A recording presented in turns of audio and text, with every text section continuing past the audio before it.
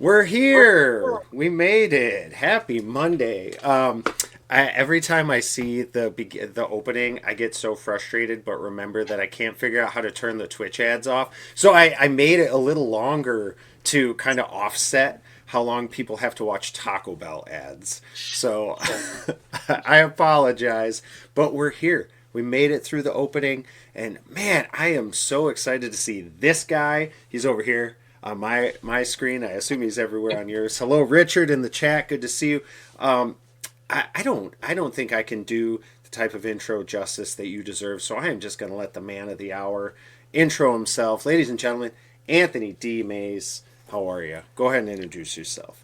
Man, thanks for having me. I appreciate it. It's been a minute, but I'm glad Yeah. to be. Actually, I've wanted to be on the Tech Commute podcast for a while now. I didn't even tell you that, but I've wanted to be on for a while, and so I'm glad to be able to take the opportunity to spend with you. When I got, it, I was just like, yes. But anyway, I Yes. am Anthony B. Mays, 23-year software engineer. Spent 8 years at Google. I'm the guy that helps you to succeed in tech and understand what you need to do in order to move wisely and correctly. So, yeah, just happy to be here and excited to get into it. That is, man, that is awesome. I have always wanted to have you. So this is like we finally made it, and I'm actually glad that we got to meet last year at Render. You're taller than I thought you were. For sure. Hey, Roxy's down there, and Lawrence is here. Lawrence, I'm always excited to see as well. Great to see him, and great to see everybody else. You can interact with us. Just type into the chat, hello. But yeah, let's get started. You like helping people, and I really like all of the content you put out there as far as like people looking to get into tech or people that are in tech. Yeah, thank you. My new sweater came today. Where did that all come from for you? Like, Yeah. why don't we start at the beginning of Anthony's journey a little bit, and then maybe we can kind of even infer as to where the helper mentality came from. Yeah. So, the year was 1987. I love Right. that. He's like, how far we want to go back? For All the me, way. right, all the way back. Yeah. To make a long story short, my journey in the tech began with a sense of desperation. I was in a Mm. situation I didn't want to be in, and I wanted to find the best, most sustainable path to get out of that situation. And that was growing up in the hood, in foster care. Nothing wrong with my foster family. Had a great experience from that perspective, but there were things surrounding me in the community that weren't helpful, and I wanted to chart a course that would help me to maintain a healthy distance from that, while at the same time being able to come back when I could get into a better place to be able to then serve my community and show them a path forward. So a lot of what informs the service that I do comes from the people who helped me along the way, who didn't have to do what they were doing, but gave of themselves, sacrificed from their career, sacrificed their time, their money, their talent to help me along. And the thing that people don't see about my success is all of the support and the help and the names of people who helped me when I was 11 years old, 15 years old, 18 years old, 21 years old, and were pouring into me from Compton, from my church, from my family, from around the corner. And I try to invoke their names and to think about them when I can, because I want everyone to understand that this is an overnight thing, and it doesn't matter where you come from or what you've been through. There are all these little things that help you in the journey, and it pays to remember and recall that. Oh, I love that. Wow. So many little tidbits there that I want to touch on, but I think let's start from something that everybody in tech can kind of relate to is where was that first point for you where when you touched code, you had your kind of hello world moment and it was like, oh yeah, this is it for Anthony D. Mays. This Yeah. is what Okay. I So want to I'm, do. so I'm glad we're doing this in the office. Let me go. Let me go get the toy. Right. Oh, I love it. Let's go.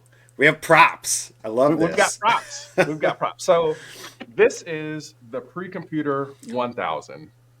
And Oh this man. beauty is the toy that I received. It must have been like 1993 or something like that when I started working on this thing. But it came with an instruction booklet that taught basic programming. And basic, I mean BASIC. It's a language. Oh yeah, yeah. And I was able to use that toy to start, to write my first Hello World, to learn loops and all these other kinds of things. And you've got to understand this is also coming during a time when computers and personal computing is just blowing up on the scene, right? We take all this stuff for granted. We've got computers that fit in the palm of our hands, that fit on our wrist. But at that time, personal computing was still just going mainstream. And not only that, but on TV and in the cartoons, if you wanted to, show that you were about the future, you were going to feature a computer. And so for me, being able to work with that toy helped to introduce me to this world of tech, and more importantly, to a sense of agency that I didn't feel like I had as a foster kid who had been ripped from his family and just put into what seemed like a random situation. So being able to like have something that I controlled, something that I owned, something I could build with was very meaningful to me. So that pre-computer 1000 was just a great and important moment for me. And by the way, shout out to the TI-83. Shout out to the TI. Love the TI-83. Love the TI-89. Yeah, spent a lot of good days programming for the TI-89. Wow, Yeah, that yeah. was fun. I think everybody remembers those from their high school days. Wow. Well, not Um, everybody. Not well, everybody that's had the true. privilege That's of a true. TI. We used to. I went to a nerdy school, so we would kind of figure out who was who based upon the model of TI that you had. Status. I like that. That's Yeah, funny. exactly. Status Nowadays, symbol. they actually over here at the school my daughters go to, they require them to have them. It's crazy. Yeah, yeah, yeah. Wow. Okay. So that is going way back. So where did the idea for you that you wanted to then kind of, because obviously you can dabble with this all you want, but what Yeah, was that inspiration to like take this the step further? This is where I want to yeah, maybe take my career. Maybe this is what I want to do for a living. yeah. Where did that kind of happen for you? Yeah. So, I mean, when you're talking to a kid from the hood about the future, right? You can talk about doing cool things that matter. You can talk about having an impact on the world. You can talk about even bringing change to your community. But when you are poor and from the hood, the one thing you got to know more than anything else is, will this pay? Mm. And fortunately, I had a mentor in high school who was just like, bruh, you don't have to be poor. You do tech, you don't have to be poor no more. And I was like, for real? I'm sold. Just tell me what I got to do. And so, I've been around long enough to see, people talking about, things like doing what you love and enjoying tech and loving problem solving. And I have nothing against that. But if you are in this to get paid, by all means, be my guest. No, I think that that's actually a really great mindset. I think, let's just be honest, it doesn't have to be for the love of the game. Like some people just want to play basketball for the paycheck. So I think it's okay to like do it for what you want it for. Just because someone else is doing it for the like, totally great. Totally separate question, by the way, and I see everybody in the chat. Do you have a stack of the Compton hats? Is there just a? I picture this a box that you pre-ordered like 100. Yeah. Yeah, yeah. So I've got a stack of used Compton hats that are Okay. just gross that I feel too guilty to throw away. Mm, I've got a stack of hats that I haven't engraved yet because I get all of these custom made every single time okay. I put on the hat. I get it custom made. I've got a daily driver Compton hat, like my daily carry. This is my daily Love carry hat. that. I love that.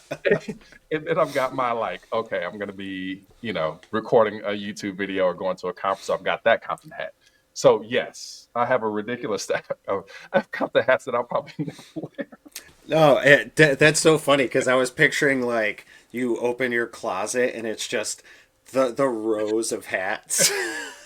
Yeah, if I come into like the real good, I make good money in doing what I do, but if I ever get to the good money, I would not be shocked if I had like a just Compton hat museum Ooh, somewhere that just keeps different versions of hats. So I yeah, love I, that. I I could make that maybe maybe I come to render ATL with some hats and just sign them or something. Who knows? That would I actually tell you, be if you come to me with a Compton hat and a marker, I will sign it for you. No that problem. would be amazing. We everybody that's going to render this year, which I know a bunch of the people in the chat are, get a Compton hat ready.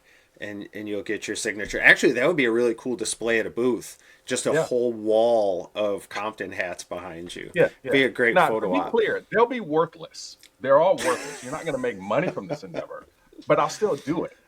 Be a great conversation piece. Well, Yeah. speaking of conversation, obviously your upbringing has influenced everything you do, and you Yeah. really like to kind of display that, and it is a conversation piece in the sense that people ask about it a lot. I've seen you comment and have conversations about it a lot. So Mhm. how how has that become sort of your brand? Like maybe you can kind of talk Yeah. about like branding and how important that piece is to you. I'll kind of give you the moment where it all came together for me, and it of course it isn't just one moment. It's a lot of Mm. things that happen over the years that kind of lead up to the tipping point. But the tipping point for me was when the movie Straight Out of Compton came out, because at that Mm. point I wasn't wearing a Compton hat. Um, I wasn't really repping the city like that. I was still nervous about telling people where I came from and how I got there. And when the movie came out, I saw all of my coworkers who were from Orange County, California, Texas, Boston, all these other places wearing t-shirts saying straight out of Maryland, right? Straight out of Austin, straight out Yeah. of Irvine. I'm just like, y'all all got the nerve to co-opt this movement, and I'm legit straight out of Compton, and I'm too scared to put on a hat or wear a we fixing all that, right? Yeah. Wow. I love Because that. what it means for you to come from where you come from, that's important, but it's also important where I came from. And I think that when I don't know that people understand, for those who actually come from the city, what it really means. It's more than just I grew up there. It's really a recognition of the joy, but also the pain, the heartache, the danger, the fear that's all wrapped up in what it means to come from that city. And many people have used that perception um, to bring attention to the plight of people who grow up in that environment. It's not, of course, just Compton, Long Beach, Inglewood, Mm. Watts, Linwood, et cetera, et cetera, et cetera. There's a trial by fire that you go through and that you have to endure to be able to survive and come out of that environment. It's a very serious thing, right? It's not Mm. just, hey, this is where I grew up and it was great. It was like I've had friends and family who were shot and killed. I've had folks who have gone to prison. I've seen people who have been frankly harassed by the police. I've also known police officers who were great friends of my family. So there's a lot of complexity there that can easily be glossed over because you hear it in a rap song. Mm. But more to the point, for me, I sensed an opportunity to say something about tech as an industry and about this discipline that I enjoy so much and love in software engineering, which is that I can be a technologist and be from Compton, right? Mm. Those aren't contradictory things. Mm. And I always felt like I would confuse people when I wore my work T-shirt with the big old Google lettering right there and a Compton hat. I would just imagine people saying, "Well, is he from Compton or does he work at Google? Like, did he go on a tour or something?" Like, I just know that it confuses people because that is just the nature of the business and of the culture. And for better or for worse, I felt like I had an opportunity to influence the culture in a way that would expand the mindsets of the people around me. And so it's one of those things where it's like nobody told me that I had to do that. Mm. Well, no, I take it back. I've always had that mandate from people within my community who were saying, "Hey, don't forget me. Don't forget us. Mm. Make sure that people understand that Compton isn't just what they hear in the rap music or see in the movies." And I felt like I went out into the world with the understanding that I needed to promote a better image of my city and of my culture and all those other kinds of things wherever I went. And I've tried to faithfully do that as much as possible. Oh, well, I think that they picked a good person to represent them because you seem to be doing amazing at it, and I love the brand. I mean, I think maybe for better or for worse, it has sort of become part of you.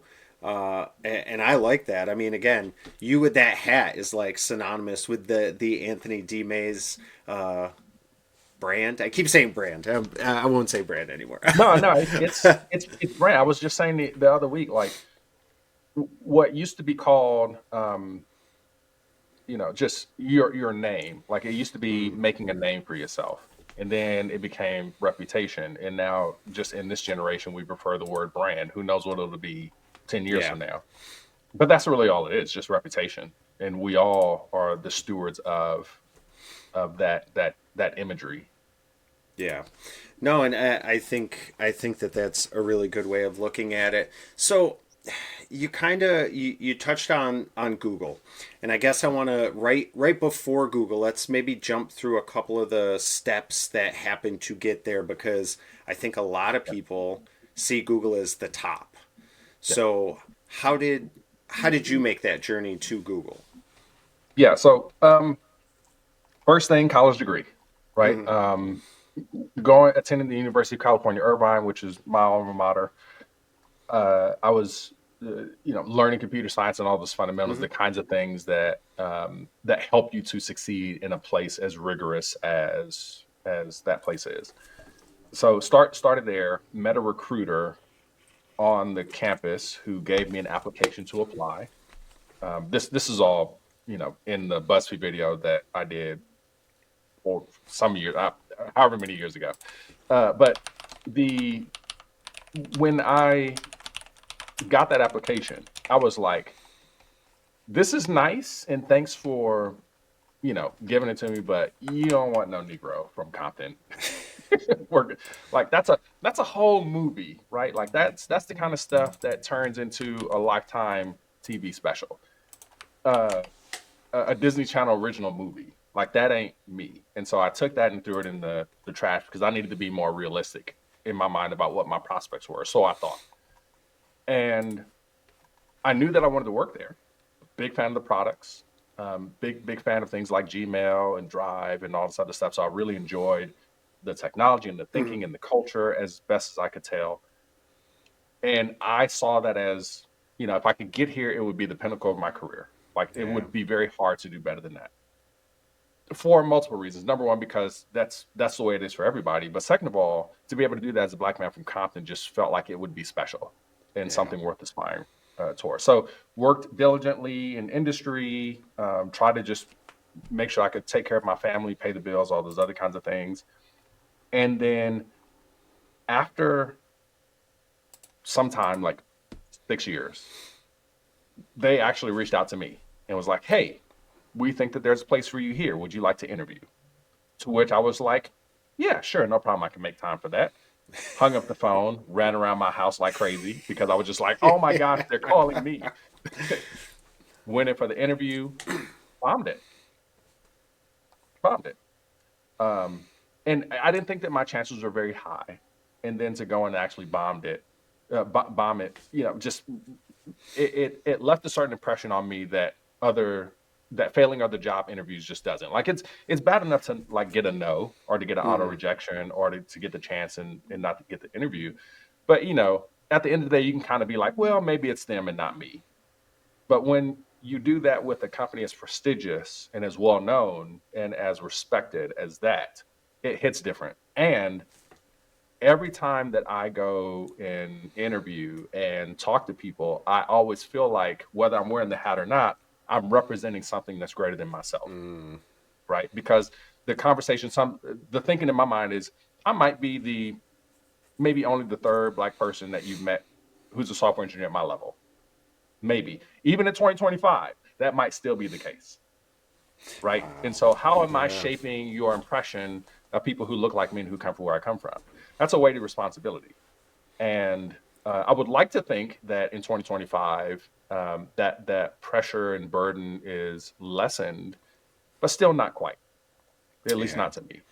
Yeah. No, that makes sense. Well, how what here? I mean, again, I know Lawrence dropped in here that talking about the Google interview would be great, and I do want to get into that. I have so many questions around that whole Let's process, do it. but what were you doing to get on Google's radar? like maybe talk about like what you were doing at that time when they reached out, because Yeah. not a lot of people just do that. And Yeah. again, just that little tidbit of information could probably help some people, and then we can kind of build off of that.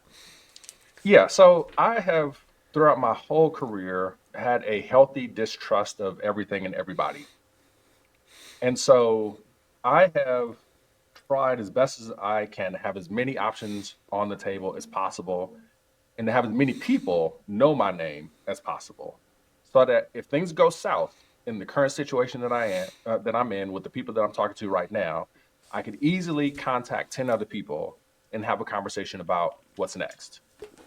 So around this time, you've got to realize that LinkedIn is just becoming a thing, right? Like I was there when Mm-hmm. LinkedIn was born.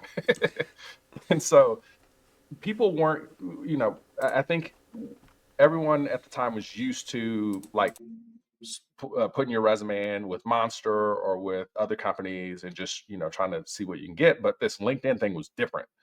And it allowed me to not just represent myself professionally, but then also incorporate other aspects of my life that were important. And so, long story short, I put everything up there, not just the stuff that goes on my resume, but likes, interests, clubs, groups, people I want to follow, all of that stuff, patent numbers for stuff that I'd worked on. And I think that being public served me well. Being out there and being open and participating in community, which, you without we didn't even talk about this before, but the work that you're doing, Jason, and that Taylor's doing at Torque, and like I'm all for it, right? Because Appreciate that. I feel like being in community has been the reason why I was able to get that connection Mm. to to Google, and it's it was important then. It's even more important now. Oh man, I will double down on that one. That's a hill I die on. Is everything you just said, like putting the stuff out there to set yourself up later, like setting all those foundations now so you can get on the radars. Well, Yeah, talk and about. Oh, go ahead. Go ahead. sorry, one more thing I'll say. Like, I don't want people to hear what I just said and think that this was a tools issue, Mm, mm, because the investment that I made in community and brand happened well before LinkedIn was a thing. mm. When I actually did succeed in the interview process and I was submitting the names of people who worked at the company who I thought knew me and would go to bat for me in terms of providing recommendations, my recruiter came back and was just like, I don't know what you did, but we've got like 3 employees who were just very enthusiastic about you coming on board that Wow. left a good word, right? And that was from connections I'd made and fostered well before the platform existed. So, there's so much. We tend to think that like clicking the buttons on the platform is what constitutes, facilitating your brand and networking. And yeah, the buttons help, but that's not the foundation. How you treat people now has real ramifications in the future because, as you all know, tech is big, but it ain't that big. Yeah, no, that's true. Would you say that, like, pretty confidently that nowadays more people are getting roles from who they know? Oh, well, yeah, 100%, 100%. Yeah. And that is, I think that's the thing. Like, so many people are facing frustration in this industry because they're doing things the same way that it's always been done, not realizing that the whole game has changed, right? Like people just, I tell my boot camp students, like people don't want to hire you, but I think that's also generally true of everybody. I was looking at the random recruiter on Twitter, and he was talking about the fact that like companies are just slow to hire right now. There's been a bunch of layoffs. Money is still somewhat tight. All the investment is going into AI and those other like bleeding edge technologies. Mm-hmm. So you can't just go through the front door expecting people to open up. It's just not that kind of environment. What you've got to do is talk to people and convince them, person to person, that you've got value to bring and to add. And I have no shame in like guilting people into this too, right? Like, come on, haven't I shown you? I've taken time out of my busy schedule to show you that I can do what needs to be done. You see the investment of time, quality, talent, all of that stuff. Don't you want to help a brother out? Pretty please. You know what I mean? Just lay it on thick. Yeah, Um, I totally agree. Go ahead. yeah, yeah, no, no. I mean, it's just all I'm saying is like if you get me into a room with somebody, it's a whole different conversation, Hmm. right? Than what's just on my resume or on my LinkedIn profile, hitting your inbox is a bunch of text. Yeah, and I think that that's something that people still struggle with. So how do you? And again, I do want to here. We'll get to the networking stuff and expanding Yeah, on that and working it into how you get a job. But talk us through the failed Google interview attempt. Like, what yeah, were some of the steps that were there, and then maybe talk about how that sort of made you look at the whole process that you were doing in yourself. Like, that had to have been tough, especially when yeah, you're kind of carrying a lot of weight as being the figurehead of this community, and yeah, just just how failure sucks in general. Like, how did you work yeah, through all that? yeah. So the short answer is I Googled it, right? Because I didn't have a brother, sister, cousin, uncle, brother, friend that knew anything at all Hmm. about how to interview at a company like that or work at a company like that. And so, starting with no knowledge whatsoever, other than this really long, intimidating email that the recruiter gave me. Right, that's all I had to work off of is just Hmm. that email. I'm just like, it can't be this, right? Like, yes, this list is atrocious, but we're in America, bro. I'm a black man, bro, from the hood. Like, there's got to be like an extra an extra check, a secret handshake, something like that that I got to know. And so I was trying to figure out like how to really decode this, right? Because Yeah, yeah. again, that healthy distrust, that acknowledgement of what in my community we commonly call the black tax. Got to work twice as hard for the same recognition as someone else might receive who's not black, right? Hmm. Um, I'm always really close, Anthony. You're really close. You're almost there. Everybody else is getting, the recognition and promotions and this and that and the other. Okay, and this could be other things. Could be age and youth, or there's a whole lot of factors here, and Hmm. you can't prove anything. I can't get into anybody's head or heart and figure out what their attitude is towards me. Right? I Hmm. can just look at evidence. So I just figured, let me do double the effort. Like, let me not just know this part, but also let me go get the secret. So I started going down this rabbit hole of brain teasers, and which I think up to that point, still brain teasers figured uh, in some part of Hmm. the interview process at the time. And so I go in expecting that I'm going to get a brain teaser, and I have the conversation with the interviewer. Not a single brain teaser at all. Mm. Perfectly reasonable first, second year CS kinds of questions about stuff that I had not nearly spent enough time reviewing. And so when I failed the process, because I actually got two opportunities, I had a phone screen, then they gave me another phone screen just to make sure. I already knew that I'd spent my time and attention in the wrong place. Wasn't that I Mm. wasn't working hard, wasn't that I wasn't smart. It's just that my preparation was lacking. I didn't really understand what the process was all about. And as a result of that, process, I actually became a better engineer. Mm. Okay. So yeah, it sucked to lose, and it sucked to feel like I had let down myself, my community, all black people everywhere. But at the same time, I had learned, at least by then, that failure is only failure if you refuse to learn from it and act. Ooh. And Okay. I took the opportunity then to say, well, what does this teach me? What does this experience teach me?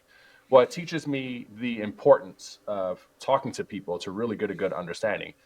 It teaches me the importance of um, simulating as much as possible what the real conditions are going to be and practicing in those conditions. Because a lot of people aren't. It's not that they don't get the job because they're not smart. It's because their practice and preparation is completely different from what they expect is going to actually happen Mm. on the call. And so, I learned from that. But then also just like, okay, how do I go from I don't know to solution? Like, have I ever thought about that? Is there a process? Is there a way that I can maybe guarantee that I'm going to have the best chance of solving a problem? And that's when I started to formulate my own problem solving strategy. And more importantly, you got to realize I'm a father, I'm a husband, I'm a full time employee, I'm a full time member at my church, um, or full time Christian, I should say. So I've got a lot of things I've got to do. How do I make the most efficient use of my time? I don't want to spend 8 hours working a job and then have to spend 5 hours after that studying algorithms, data structures, and things Mm, for an interview that I might not succeed in. So in my view, I'm like, well, let me take what I learned in this situation and start applying it to the work that I'm doing every day. Let's just see what happens. And what happened is I started to become a whole lot more competent at my job. Not that I wasn't competent before, mm. but I became so much more powerful in my job, and so much more of a leader, and someone who could really contribute in ways that other people couldn't, because I was applying these techniques that I learned in school and that I had been challenged in the interview process with, and was just actually making that part of my day to day. And I found it to be very rich and rewarding as a result. So I was always grateful, even for coming out of the failure. I was grateful for the experience and for the process, because I feel like I learned something. And I think being able to go into an interview with that mindset of like, hey, here's an opportunity for me to learn something I didn't know before, and then take away something from that, means I never lose. Even if I don't get the job, Mm-hmm. it's fine. Like, I'm going to learn something new that I can apply to make myself better. Oh, yeah.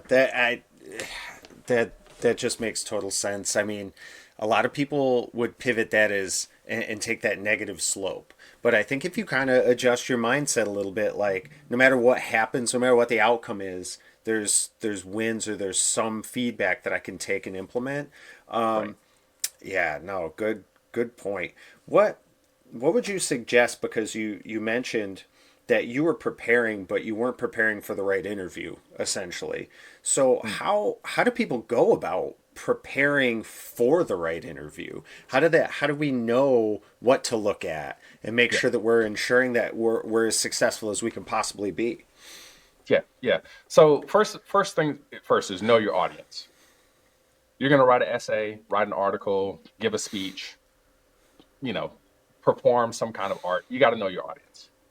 And that is like the first step to communicating successfully in any context. And when you're in an interview, you're trying to communicate that you're the best person for the job. You can't communicate that you're the best person for the job if you don't know the job, right? And if you don't know the people that you're going to be talking to. So for me, it always starts with that. Hmm. And so I wanted to understand, like, what is the culture of the company? And I would do that for other companies too. Like, I would, yeah, there's what the recruiter would say, or there's what's on the job description, but then I'm also going to reading the latest news about the company. I'm also looking at Glassdoor to figure out what other candidates have said. I'm stalking, the profiles of people who are working in a similar role at that company, just to, what's their vibe, what are the things they say. And so I would take all of that information and knowledge and energy and start to figure out, okay, this is the way I need to cut this. This is the way I need to slice this. And I think it just begins there. When you think about what Google does specifically, there's there's this idea of working at scale, being innovative, being weird and quirky, but at the same time being smart, Hmm. right? And then there's, okay, well, what are we choosing to do the assessment? First, second year algorithms and data structures. Okay, cool. So being able to use those tools for a problem that I don't know and haven't seen before, right? Because they're not going to tell me what problem I'm going to solve. We're just going to work it out in 45 minutes. So understanding those things, then in my mind, it's okay, well, how do I use those tools in the right way? Right? Because there's using tools, and then there's the problem solving process. And I've seen Hmm. people who know tools but don't have good problem solving. I know Hmm. people who have great problem solving, but they don't know their tools. Those don't work. You got to be able to marry both together. And so, as I'm going through the process of, doing the classic leak code grind that a lot of people do, I really slowed down and was like, okay, how do I get the most value out of this process? How do I prevent myself from going in here, like, not knowing what I'm going to do, to, okay, I know step one, I'm going to do this, step two, I'm going to do this, step three, I'm going to do this, step four, step five, whatever, whatever. And I started to figure out, like, there were things that I would do consistently when I did a problem well that I Hmm. didn't do when I struggled. And that became what I formulated as the 6 steps. So there's an article that I wrote. You can find it on anthonydmays.com/blog around like, interviewing at Google. Here's 6 things that you can do. I call it the 6 steps. I talk about it all the time, but that became like the thing. And what are the six things? Repeating the question to make sure that you have a clear understanding of the problem, making sure that you ask follow-up questions and that you clarify details because nobody's just going to give it all to you. Mm. Working through examples and thinking through, okay, suppose we do this. Is that kind of what you're looking for? 4, brainstorming. So don't just come up with idea, come up with 3 or 4 if you can, right? And make sure you're talking with the interview. Five, pick one and implement it. And then step 6, make sure that you check your work and be sure that you did what you're supposed to do. You do those 6 things, you're winning every single time. Right. And the game isn't getting better at algorithms and data structures. The game is being a better problem solver. Oh, Because okay. the tools really aren't that hard. They really aren't. It's just that we spend so much time trying to solve a problem we don't understand. And then we cycle, and then that impacts our confidence, and then we take a nosedive. Right. Yeah. How do you suggest people maybe approach like the confidence in an interview? Because I think going into it, nerves are already there, especially in Right. the job climate or the where we are right now with that. A lot rides on that. So how do we kind of bulletproof the confidence so that that's not a factor? The same way an athlete does. That's it. It's the same way an athlete does. Right. When an athlete gets out on the field or on the court, um, or on the pitch, you are there's nerves. Mm-hmm. You are fighting your own mind before you fight anybody else on the field. And what gives you solace and confidence is I've taken this basketball shot 10,000s of times. I have seen the defense set up hundreds of times in this configuration. I've practiced this play a million times, right? I don't I don't I don't need to think about it. It's just muscle memory, right? And when we talk about mastering something, which is I'm a big fan of mastery, right? I don't just want to know something, I want to master it to the point where I can just do it without even having to think about it. I'm a musician, so I've got a keyboard in the office that one day I'll play it live on the stream for y'all. Um, I don't feel like I know a song well until I can literally close my eyes and play it blindfolded, slow and fast, in multiple keys. Right? Like if I can do that, then I know the song, and I keep practicing until I do that, so that when I get into the situation where I got to perform it live, I'm confident because it's Mm. just another day for me. Right? And I think a lot of what folks struggle with in the interview process is that it feels like a new thing. It feels like uncharted territory. And I would submit to you that if you feel that way, it's because you haven't prepared well enough, right? And again, it's not just what you know, it's also how you are conditioning your mind and body, right? So, for instance, if you know that you're going to be interviewing with a human being, why are you spending all of your time practicing by yourself, right? Wow. If you know that you're doing a computerized assessment, why are you spending all your time with other human beings, right? So it's that if you know that you're doing a behavioral interview, why are you spending all your time on leak code? There has to be like for me, I'm not one of those kinds of people who like thinks it into existence or I don't want to I don't like ascribe to magic, but I do believe that when you can get yourself in a simulated environment, right, that is going to mimic what you're going to have for the real thing, it just helps to condition not just your mind, but also your body and all the other kinds of things that are involved in the process so that you can do well. And that's part of the reason why I became an interview coach, because I wanted to give people a realistic experience of what they could expect in the interview process as someone who's been on both sides of the table. And for the people that I've worked with, it's been helpful and transformational for them. because they get insights that they wouldn't have gotten just doing it on their own. Yeah. Wow. That interview coach services, everybody again, Anthony's website. You can reach out to him for that. But what's one of the biggest things you see as a coach? Like one of the biggest mistakes that people are making just right out of the gate. I'm sure you have like 50% of people do this, 20, you know what I mean? So like what is the biggest one that you're seeing? Honestly, nowadays, just a lack of reading comprehension is the first thing. you know, Well, it's amazing. Like I would just sit with people and read the job description, right? Just real slow, talk through every single word. And I'd be like, did you not see that before?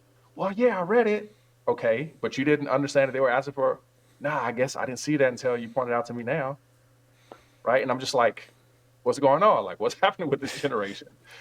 Reading comprehension is a huge one, right? It's just yeah. knowing how to read the requirements and then do the. I mean, again, it shows up on the job too, right? Where people just kind of gloss over things.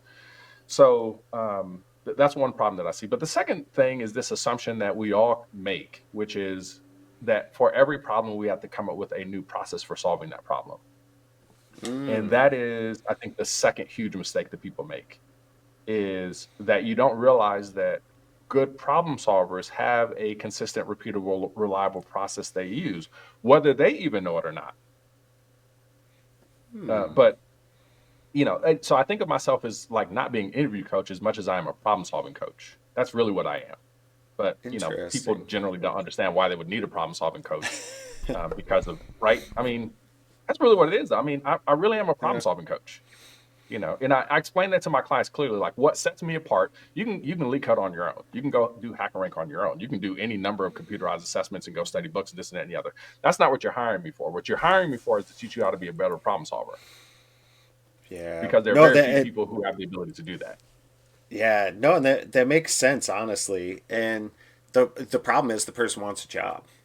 That's the problem that they're solving, and you're helping them solve. Um, Yeah.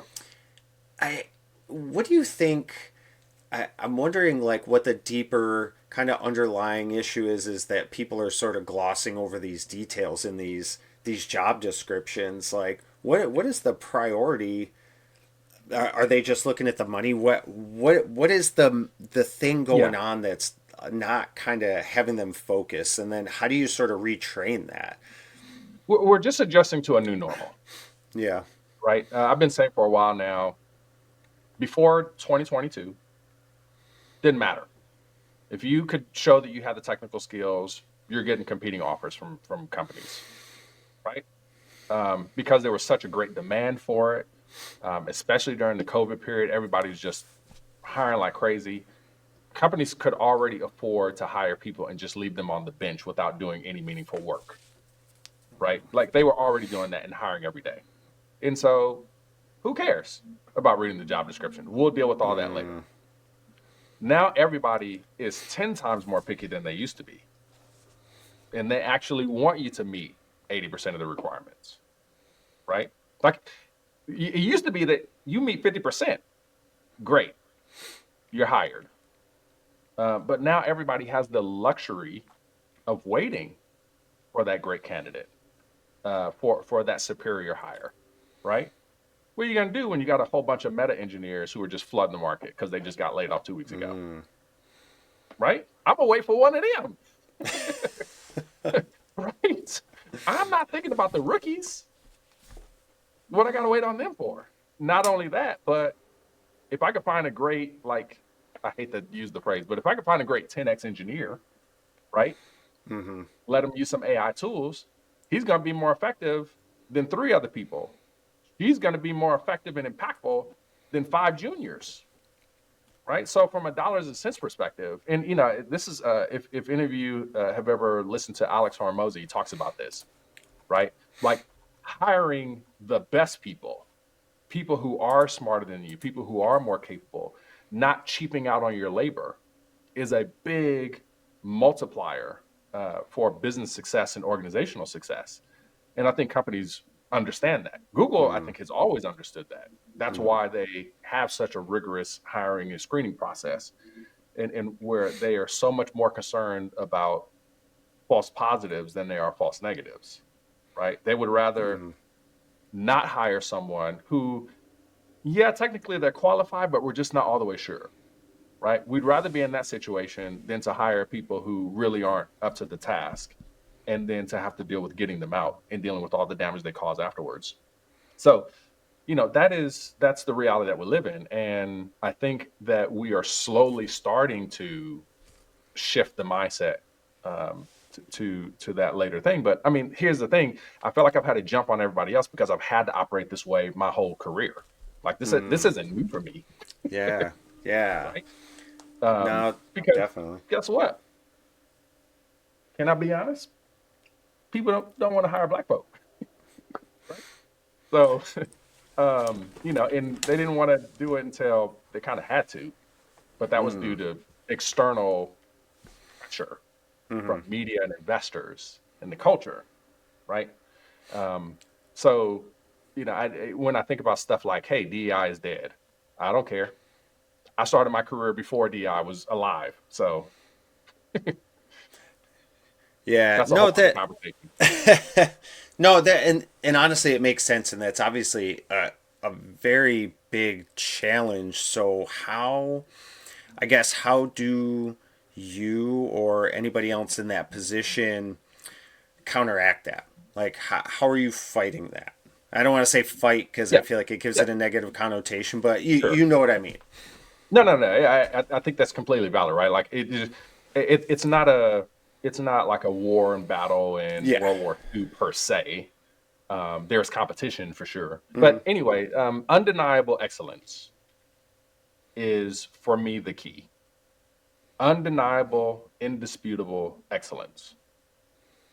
You should be able to look at Anthony D. Mays and come away with just one conclusion: he is the guy. Hmm. Period. We might not be able to afford him. We might not be able to mess with him right now. We may not even have the role and opportunity.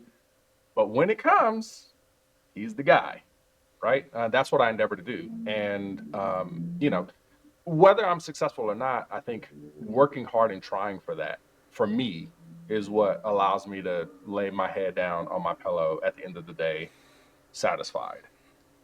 So, and it's not anything new, right? Uh, uh, so here's my mug for Morgan Latimer Consulting, the name that my company. I work for myself as an entrepreneur.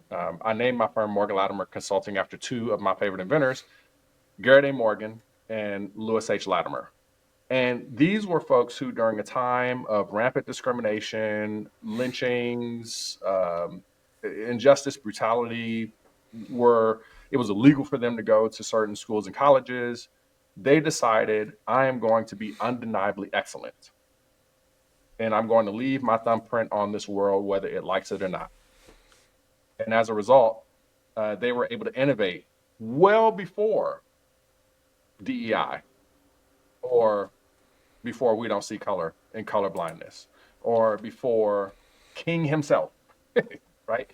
So when I see the pattern of excellence that has preceded me, I see no choice but to follow in that legacy. And I think that is the through line for what success has meant for many people who come from underrepresented, non-traditional backgrounds. And that's it, right? Is it fair? No. Like, let's be clear, right? It's not fair that I've got to invest that kind of effort and have that kind of drive and determination when there are other people who maybe don't work as hard and are more successful. But it's the game. I can cry about it, or I can shut up and play. Man, what what do you I guess what do you say is the driving factor for you to continue to do that? Because I mean, we could look at a large percentage of people that probably wouldn't. So, what's your motivation to keep getting up and doing this every day? Jesus Christ. I'm a Christian. My hero is someone who died on a cross for people who hated him, right? As he is dying and breathing his last breath, says, "Forgive them, for they know not what they do." When you got a hero like that, it's not hard to, I think, follow that example. Um, by his empowerment and grace. So for me, it just comes down to that, right? Mm, Is I've decided to live my life through a biblical lens. And as a result of that, that's all the motivation I need. And I feel that that for me has eternal consequences, as I would claim it does for everybody. Not everybody can have that motivation in the morning, but I'm very fortunate that I do. And I'm grateful that at the end of the day, I can find meaning and fulfillment in life and being able to follow the pattern of my Savior, not just in the career work that I do, but also in my family life and church life and all other kinds of things. So it's just a really nice way to be able to just kind of do the right thing in any situation by just mm, following, for me, the biblical pattern and having a hero such as Christ to that I can model myself after. And in likewise fashion, I want to be the kind of person that other people can model themselves, that other people can model themselves after, right? Like I don't. I wanted to be said that, like, yes, Anthony lived the kind of life that I want to be able to live, had the kind of impact that I want to be able to have. How do I like duplicate that? Because that's exemplary living. Like I want to be able to do that because I feel like more importantly that just validates the premise, which is that mm. Jesus is somebody worth following. I follow him, you follow me, great, cool. Says something about him. Yeah. Wow. I love that. That was like super inspiring. I'm seeing all this stuff everybody's dropping in the chat here too, the comments. So I think you're doing a great job of that. I'm grateful. Lead by influence. I love that.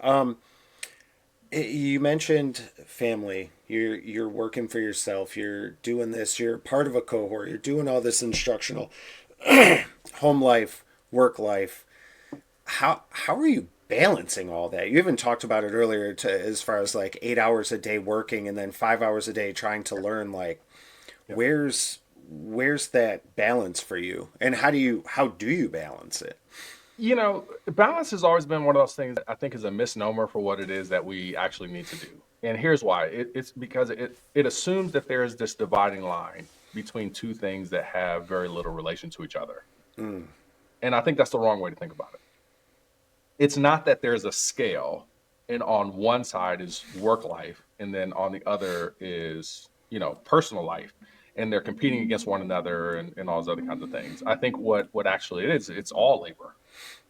It's all work. yeah. The kind of skills that I used to be successful in the workplace are the same kinds of skills that I need to be effective in my family, and vice versa. For example, there are times when I need to get in the backyard, cut the grass, and dig a hole, right? Like just straight up labor. There are other times where I need to pay bills and worry about financial management, or we've got a large term project and need to handle that. But there's also times where at work I need to shepherd other people like I do my own kids. I need to be serving and deferential as I am to my wife.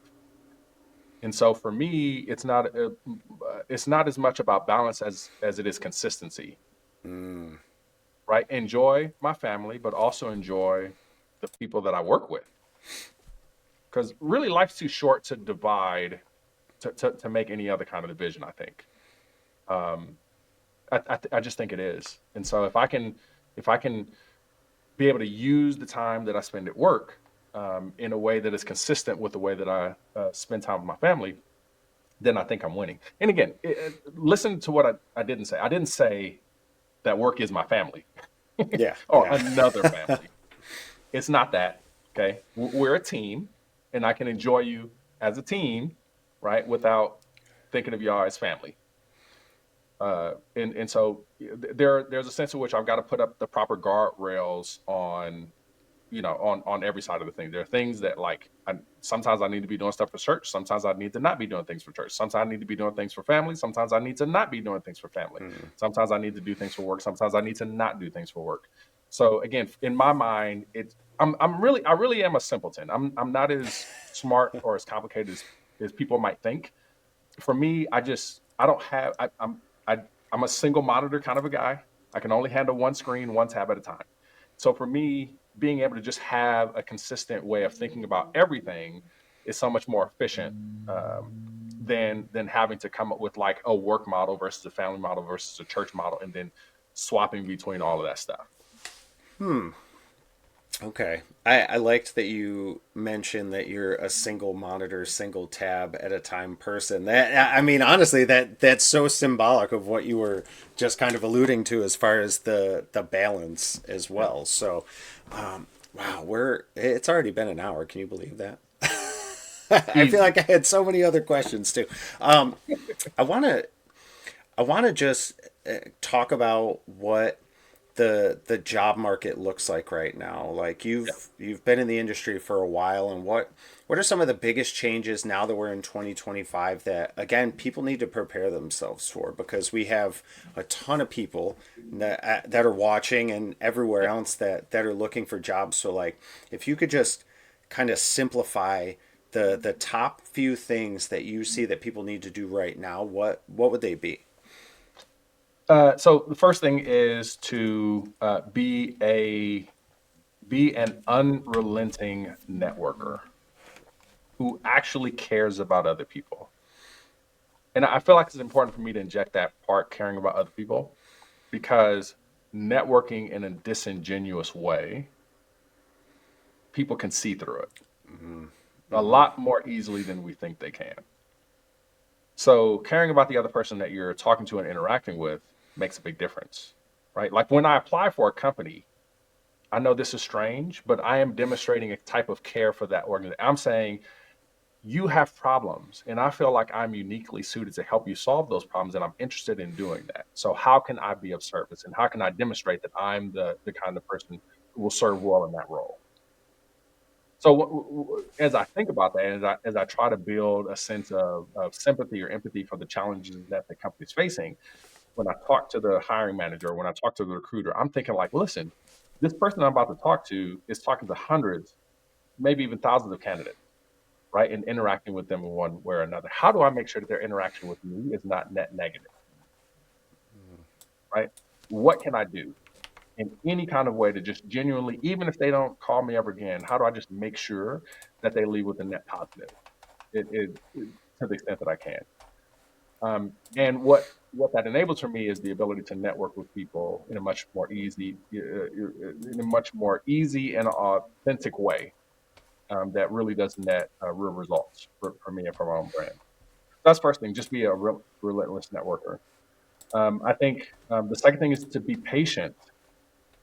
Be patient. Like this is it. I've been waiting for signals and signs that things are going to pick up, and it's still rough out there. And so we all need to be willing to hang on in there for a little bit more. For those of us who have jobs, we should be saving a lot of money and making sure that we can endure a 6 month search if we had to. For those of us who have jobs, we should be polishing up our resume, making sure that everything is good there. Um, uh, we should also be, um, you know, making sure that we're facilitating our connections with people before we need to use them, Mm. right?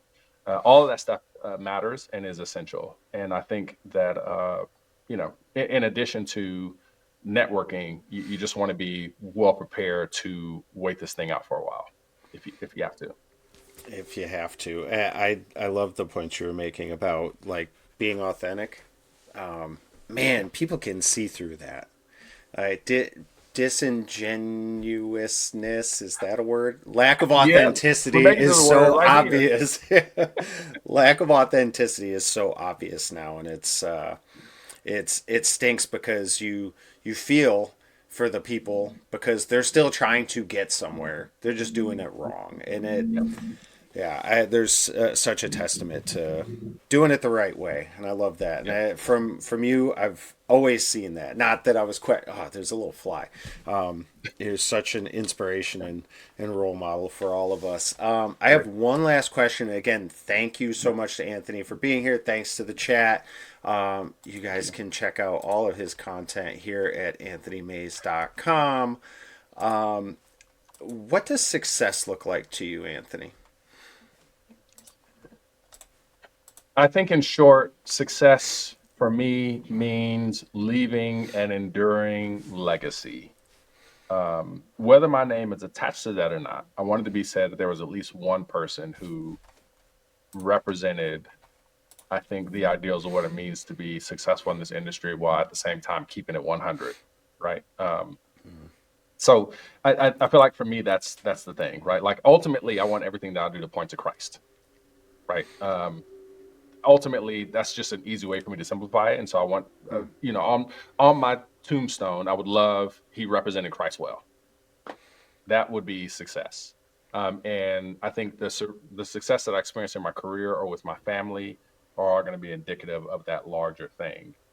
Um, but being able to be remembered for something that was a net positive. I subscribe in things like leaving things better than what I found it. And so, to the Mm-hmm. extent that I can, I want to be able to use the resources and means and talents and tools at my disposal to ensure that the environment around me is better than what I left it. If I can do those things, I'll be fine. I love that. All right, last question. Do you want to play us out? Don't want to play us out. What I got to do for that? You got that keyboard right behind you. Oh, it's not even hooked up, man. It's gonna take me another 2 hours to get that all set. But yeah, All right, hey, if y'all next follow time. me on Twitter and LinkedIn and all that stuff, you'll know when I go live and decide to play the keys. There you go, right down there.